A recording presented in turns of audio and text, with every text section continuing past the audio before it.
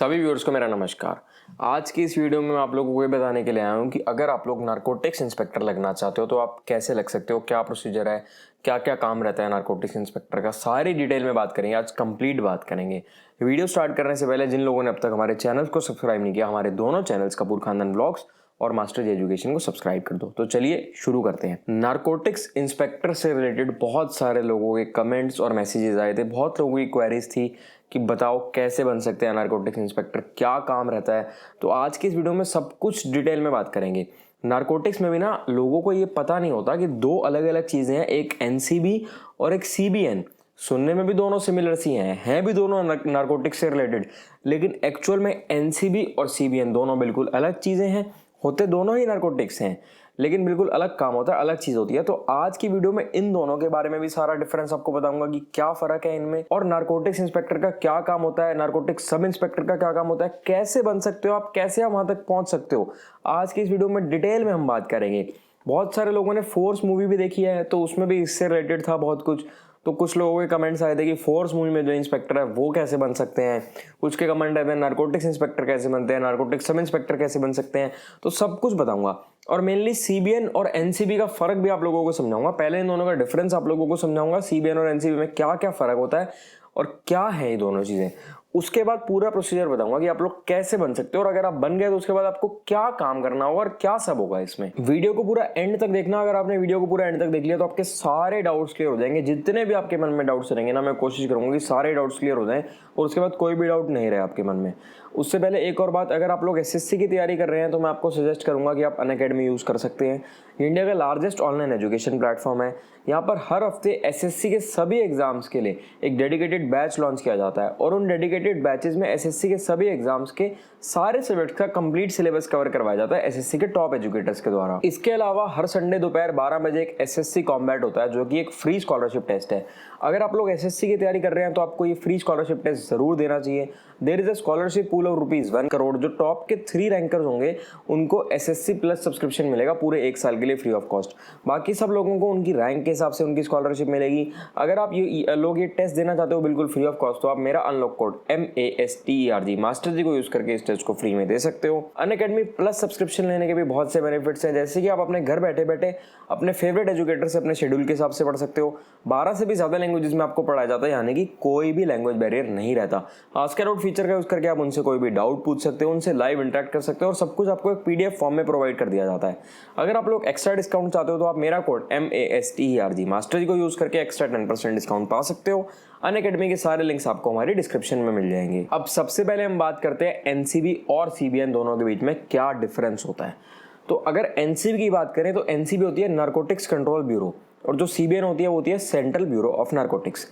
जो एनसीबी है ये मिनिस्ट्री ऑफ होम अफेयर्स के अंडर आती है, और ये 1986 में एस्टेब्लिश की गई थी, और इसका जो हेडक्वार्टर है वो न्यू दिल्ली में है।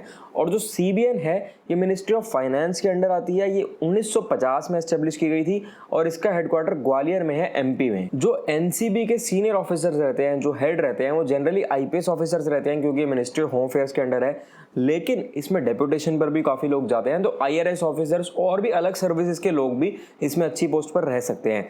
जैसे कि आजकल जो एक ऑफिसर हैं जो बहुत न्यूज में आ रहे हैं, करंट एक न्यूज में आ रहे हैं, वो भी एक आईआरएस ऑफिसर ही है, बहुत अच्छे ऑफिसर हैं वो एनसीबी के। और जो सीबीएन के ऑफिसर्स रहते हैं वो मोस्टली आईआरएस ऑफिसर्स ही रहेंगे, क्योंकि वो डिपार्टमेंट ऑफ फाइनेंस यानी कि मिनिस्ट्री ऑफ फाइनेंस के अंडर है सीबीएन। तो उसके जितने भी सीनियर ऑफिशियल्स रहेंगे वो सारे आईआरएस ऑफिसर्स रहेंगे। अगर एनसीबी और सीबीएन की फंक्शनिंग के बारे में बात करें और देखें कि क्या डिफरेंस रहता है इनकी फंक्शनिंग में, तो मैं अगर आपको एक लेमन लैंग्वेज में समझाऊं, मैं आपको बिल्कुल देसी भाषा में समझाऊंगा, जितना एक कॉमन मैन को, एक लेमैन को समझ में आ जाए। ज्यादा टेक्निकल टर्म्स को भी कभी यूज मैं कर सकता हूं, लेकिन मैं उनका यूज नहीं करूंगा, क्योंकि आप लोगों को मैं कंफ्यूज नहीं करना चाहता। आपको मैं बिल्कुल एक आम आदमी की तरह, कॉमन मैन की तरह देसी भाषा में समझाना चाहता हूं, ताकि आपको सब कुछ समझ में आए।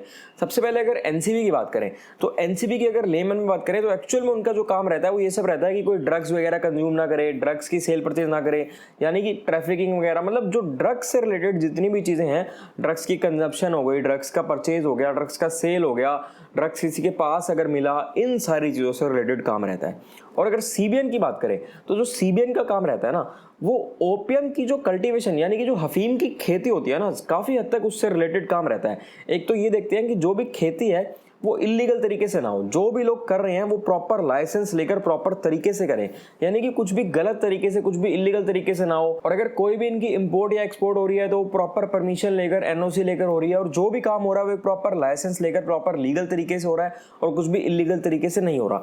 और बाकी इन दोनों ही डिपार्टमेंट्स का जो काम रहता है वो एनडीपीएस एक्ट से रिलेटेड रहता है, एनडीपीएस एक्ट के हेरफेर में घूमता रहता है और उससे रिलेटेड सारा काम रहता है इन दोनों डिपार्टमेंट्स का। अब अगर सबसे पहले बात करें कि इन डिपार्टमेंट्स में लगे कैसे, तो भाई इन डिपार्टमेंट के एक तो एग्जाम्स भी होते हैं और एक डेपुटेशन भी होता है। अभी आपको दोनों चीजें बताऊंगा। एग्जाम जो होता है, अगर सीबीएन की बात करें जो सेंट्रल ब्यूरो ऑफ नारकोटिक्स है, उसमें इंस्पेक्टर, सब इंस्पेक्टर, ये एसएससी सीजीएल का एक पेपर होता है। एसएससी सीजीएल से रिलेटेड मैंने बहुत वीडियोस बना रखी हैं, जिन लोगों ने अब तक नहीं देखी वो लोग देख लेना।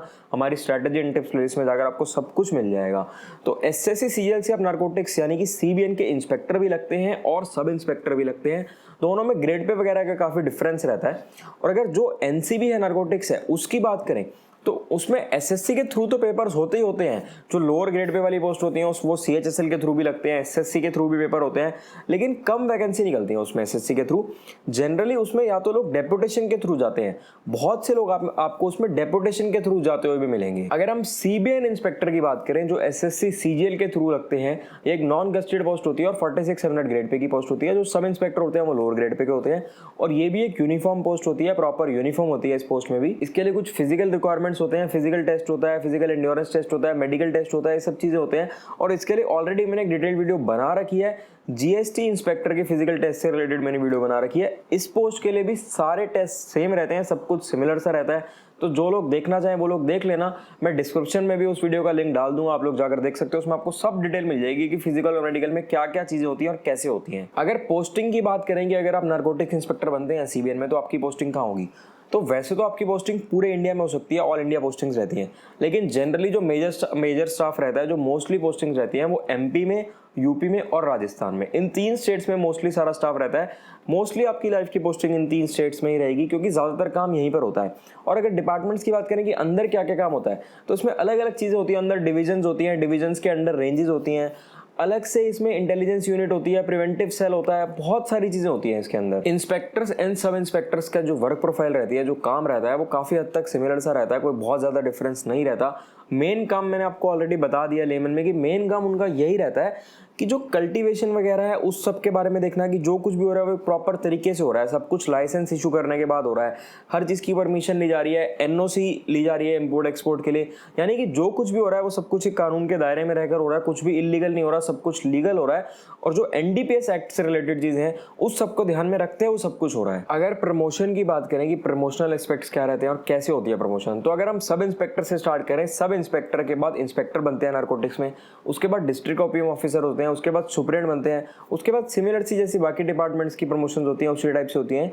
इसके बाद बनेंगे असिस्टेंट नारकोटिक्स कमिश्नर, फिर डिप्टी नारकोटिक्स कमिश्नर, इसी प्रोसेस से चलते रहेंगे और फिर कमिश्नर तक पहुंच जाएंगे, कमिश्नर बनेंगे नारकोटिक्स के। बाकी जो नारकोटिक्स इंस्पेक्टर, सब इंस्पेक्टर की जो पोस्ट है वैसे बहुत अच्छी पोस्ट है, बहुत अच्छी सोशल रिस्पेक्ट रहती है इसमें, सैलरी भी अच्छी रहती है, अच्छी ग्रेड पे की जॉब है। हर चीज के ना कुछ फायदे हैं तो कुछ नुकसान भी होते हैं।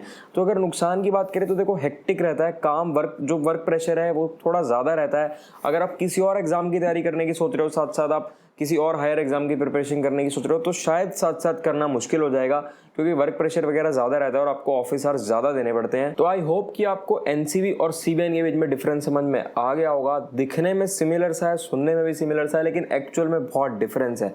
तो मैंने अपने हिसाब से बताया, मुझे लगता है आप सबको समझ आ गया होगा। फिर भी अगर आपको समझ में नहीं आया, आपके मन में किसी भी प्रकार का कुछ भी डाउट है, कुछ भी पूछना चाहो तो आप हमसे कमेंट सेक्शन में पूछ सकते हो। हमारे इंस्टाग्राम, टेलीग्राम सारे लिंक्स आपको डिस्क्रिप्शन में मिल जाएंगे। अब तक जिन लोगों ने हमारे चैनल्स को सब्सक्राइब नहीं किया, हमारे दोनों चैनल्स कपूर खानदान व्लॉग्स और मास्टर्स एजुकेशन को सब्सक्राइब कर दो। ठीक है, फिर मिलेंगे आपसे अगली वीडियो में।